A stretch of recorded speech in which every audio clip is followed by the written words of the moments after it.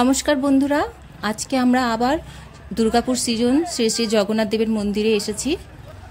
প্রত্যেক বছরের মতো এবছরও আজকে 31শে মার্চ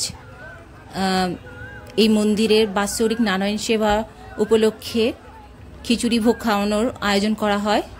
সেই উপলক্ষে এখানে আমরা এসেছি। এই দেখুন কত লাইন পড়েছে। এখন বাজে 2টো।